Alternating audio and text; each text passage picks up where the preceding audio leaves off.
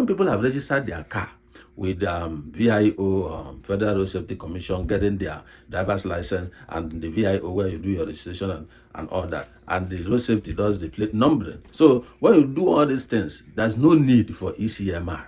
The respective bodies, the VIO, the Federal Road Safety Commission, and the police, they're supposed to integrate all this data, and it becomes stored in a simple database where the police can access it, where the road safety can access it, where VIO can access it. So you don't need to stress people further, asking them to provide E-CMR in as much as it's been suspended.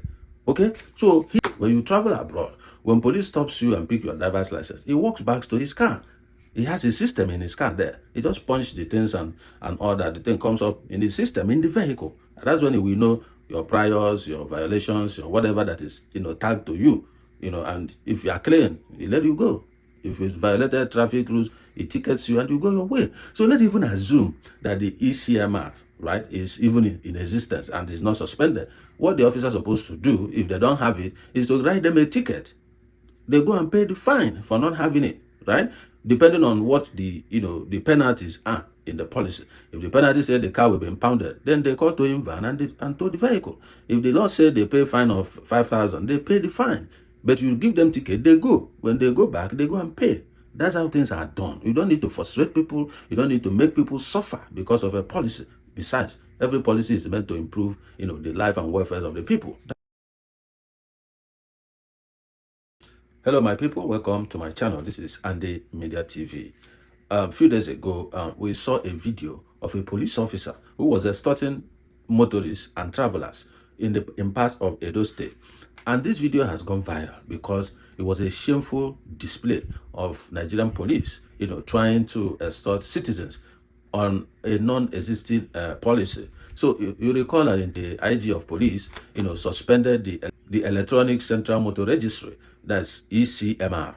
It's just like a database that was, designed and developed to kind of capture, all vehicle registration in the country. All right. So, but there was public outcry, concerning that policy, which made the IG of police to suspend, the implementation of this E-CMR in July 2024. Despite that, police officers still use that policy to extort motorists and travelers on their way. And when people are traveling, one, they are afraid of being kidnapped on the way, so they are kind of trying to catch up wherever they are going quite on time. And also they have planned their activities for the day. So when they are stopped by these rogue police officers, these guys or the travelers, they don't have much time to waste with the police. So they start negotiating how to get freed and continue their journey.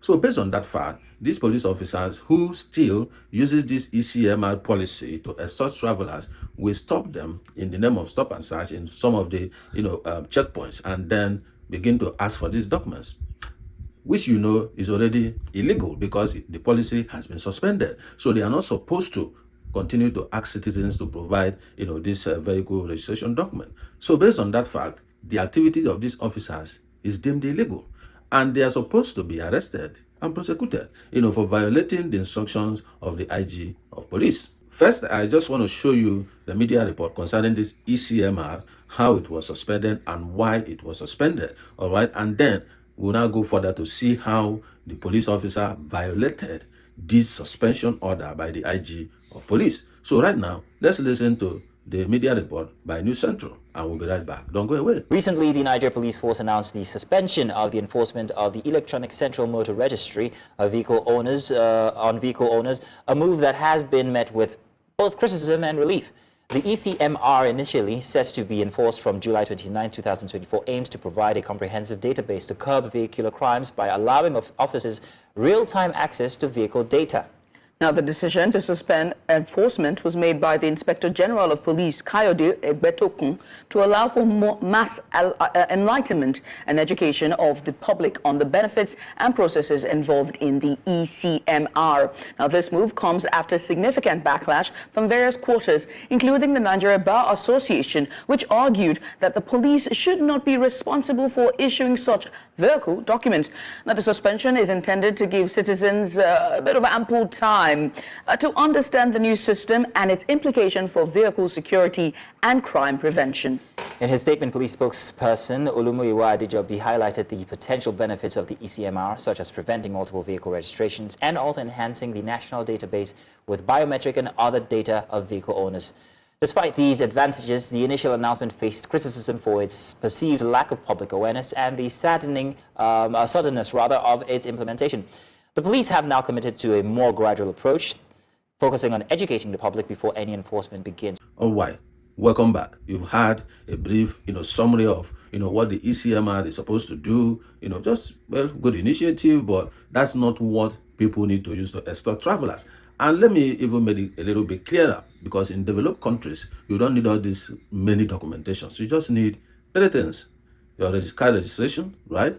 Your proof of car insurance, and then your driver's license. These are the 3 things you need to drive a car in the country, anywhere you reside abroad. Basically, I'm talking of the experience of the United States. So there's nothing like E-CMR, there's nothing like all these things, because the moment you do your car registration, it goes straight to the database. So when they punch in your driver's license, they will see all the cars belonging to you with the registration numbers and also the proof of insurance, because you have to provide your insurance before you even register the vehicle, and you must have driver's license to register your vehicle. So these are the requirements, and by the time you do all this stuff, all right, it's already in the database. So anywhere police stops you, pick your driver's license and punch it in, it sees all your registration, all the cars that is registered in your name. You will see all of them, when they were registered, when they're supposed to expire, and if you have renewed and stuff like that. And whatever dent you have on your driver's license, maybe you have been ticketed, 1 or 2 times or whatever. So these are very simple things to do. So, but when people have registered their car with VIO, Federal Road Safety Commission, getting their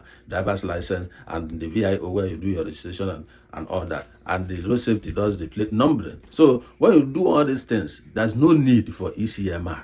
The respective bodies, the VIO, the Federal Road Safety Commission, and the police, they're supposed to integrate all this data, and it becomes, stored in a simple database where the police can access it, where the road safety can access it, where VIO can access it. So you don't need to stress people further, asking them to provide E-CMR, in as much as it's been suspended.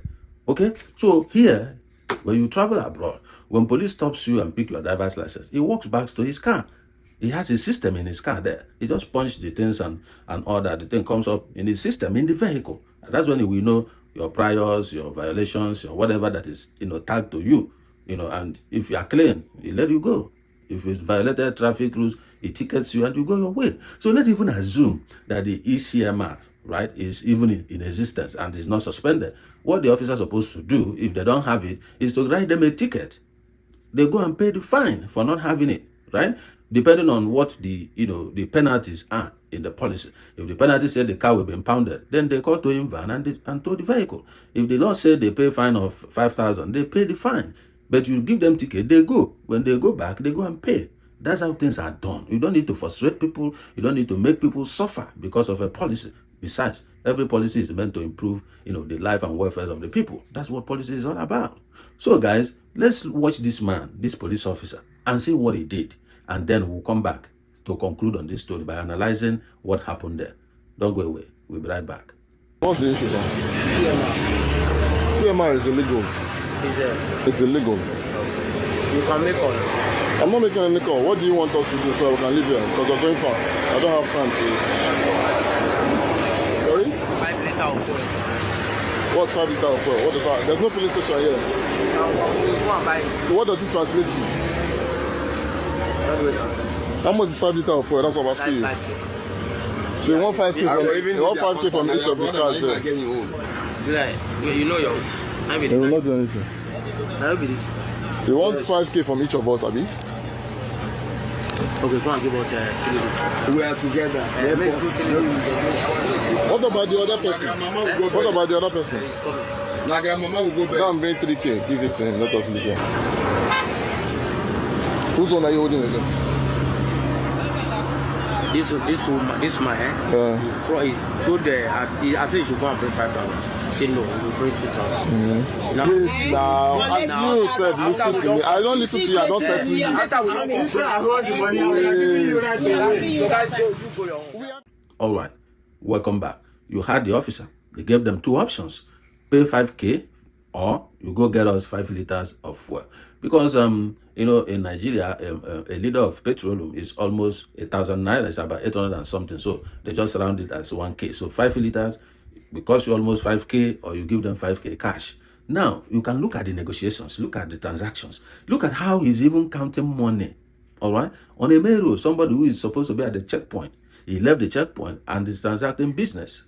So now you can see the problem that we have as a country when a police officer who is supposed to protect the lives of the people is even, you know, kind of making the citizen he's supposed to protect to suffer the more. He delayed them, and because these people don't want to be delayed further because of where they are going and looking at the insecurity situation in the country, they decided to play along and negotiate, you know, to settle and find their way. All right, so you don't gonna blame the travelers. So the police officer is not doing the right thing, and the person said, "Is this thing still in existence?" He said, "Make your calls." All right, make your calls. So, and you know, even if the person makes call, he's not going to let them go. He has decided that he must extort them. So, and you can't go without the officer asking you to go. So that's why you see them at times, you see them as citizens having fiasco, you know, because of misunderstanding. So the point is that, why will a police officer who's supposed to have knowledge of what is going on when it comes to law enforcement be the one enforcing what is not existing? And the citizen is trying to educate, you know, him that, hey, this thing you're asking us to bring, why? And they say, make your calls. So, which means when you look at their actions, it looks as if that this is not just about that police officer who is standing there on the road, that this thing, you know, cascaded to the top. That officer is there, he's not there on his own accord. Obviously, he was posted there, right? And then when he comes back, he has to report back, and he has to provide account of what he has done in that place. So the point now I'm trying to make is that our policing system is trash, if I will use that word. And this is because those people who are supposed to care for these guys, they don't care. They don't. I remember there is police trust fund. The fund that was sent to that trust fund was embezzled. And that trust fund was established to support the police, improve their welfare, improve their equipment, and anything that concerns the police. That fund was embezzled. Till today, nobody was even jailed concerning that police, you know, trust fund. I think police equipment trust fund, something of that nature, some years ago, right? Now, what is the budget of the police? And if the releases that comes to the police, where does it go to? Because when you go to these police barracks and see the kind of dilapidated buildings where these guys are living, you understand what their mental state will be. That's why when you see them on the road and they see you driving in a very comfortable car, they get upset and they start reacting, you know, in a manner that you can't even fathom. So these are the problems. What is the welfare of a police officer? How much is the police officer takes home at the end of the month? What is his pay? That is the question. What is his pay? What is his welfare like? If they gun him down in that place, what happens to his family? Who cares for them? If he's even shot and they survive, who takes care of the treatment? These are the things that we need to, you know, bring to the open. These guys are not well taken care of. These guys are not well catered for. If you go to a police station now to, you know, bring a report or a complaint, they will ask you to go and buy paper or bring money to buy the sheet of paper you will use to write the statement, even big, and all these things. So that's the state of Nigerian police situation. So the fact remains that the government, police is under the federal government, and there is security votes given to states. What are they doing to improve this? It's not about buying halos, few halos, and all this. In developed countries, you see a policeman putting on full kitted gadgets. In his waist, you see his pistol, you see his jackknife, you see his communication gadgets, you see his body cam, you see everything well packaged, and is bulletproof vest. When you see a police officer, you will enjoy having a police around you. That's what it is. And many people even join police, join army and all these things abroad because of the welfare that they have. They have good medical insurance. They have good packages for housing. You want to buy a house and all those stuff. They have it. They have good, you know, training facilities. They have virtually everything good for them. That's why you see many people enroll, not because they really like to be an army officer or police, but because of the packages there. They enroll and take benefit and advantage of those packages. So if a policeman is gone down abroad, they care for the family. They send what is due for the man to the family. That's how it is done. Even presidents visit most of these people when things happen to them. But in our crimes, nothing. But that's not the justification for what the officer is doing. I'm just driving down to kind of the root of these problems. So most of the police officers are not sensitized. Most of them are not educated. What is the recruitment process of a police officer in Nigeria? I've had several that most of them pay for their uniform with their own money. Even in the military, some of them who have gone to the battlefield fighting the insurgency and all that, who were shot and stuff like that, most of them are in the hospital paying for their treatment by themselves. We have had this response here and there. So the question is, what is federal government doing to take care of these people properly? Because when you are well paid, the tendency to get involved in this kind of thing is limited. Not that you can't, for those who are greedy, but the tendency is limited because you're a bit comfortable. But these guys, they don't have a home, they don't have, even their families, their children are not in school because they can't afford it. Why? Because their pay pack is poor. So go and check the Nigerian budget to police. How many police officers do we even have? Less than 400,000 to police 200 million people. When you look at police ratio to citizens, it may be one police to 500 or 700 citizens. How can one policeman police 700 people? So most of them are already attached to the VIPs. So the few that is remaining are not enough, and that is why insecurity in Nigeria is very high. And when things happen, they don't deploy police, they deploy army. In Kwara State, there's new insurgents group that came up in Kwara. Who did they deploy? Army. Is army supposed to be deployed? No. Who are supposed to be deployed? The police. They're supposed to deploy the police. It is when it has escalated to the point that police cannot contain it. That's when army can step in. But today in Nigeria, army is now the first line of defense, not even the last line. You can see how bad the situation is in the country. And these videos come out, the spokespersons and the top police officer will come and speak something, and that's it. The next thing they will tell you, the officer has been arrested, and they will go through the police process, and then they will exit him. That's the only what you hear. Did he exit or not? Nobody knows. Did they show when he was exiting? Nobody knows. Because when you deal with people who behave this way, transparently, others will learn lesson. The DPO, where the officer comes from, supposed to also be dealt with. The commissioner and stuff like that. By the time you are doing it this way, every other person will start buckling up and start doing the right thing.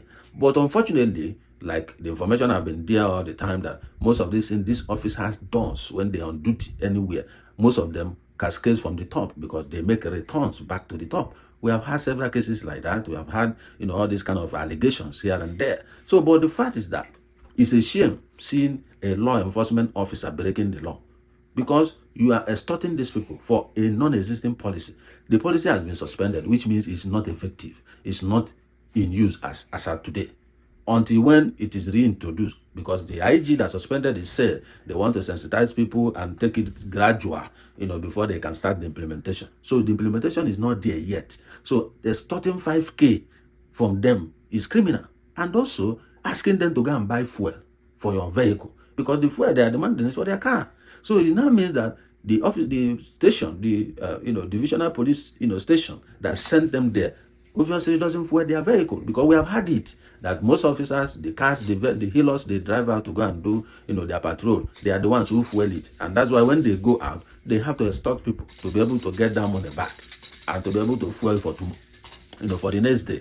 So these are the ways they have been doing this kind of policing in the country. State governors receive security vote. Some of them do buy healers and all this, but that's not the issue. The issue now is, as you are buying the healers, the welfare of this police is also paramount. Their condition, work condition is paramount. Their pay is supposed to be reviewed. That is the truth. So, as a child of a police officer, you don't even have a future. That's what it is. Because look at the police officer, how haggard he looks. Look at his kit. Even the bulletproof vest he was wearing is old. It's loose. It's loose. I don't know if that one can save a bullet from hitting him, as the case may be. So, police need to be well equipped. When you look at police abroad, you will like to join police. But when we come back home, you see police in Nigeria, you'll be wondering, what kind of profession is this? They are not well kitted. They are not well dressed.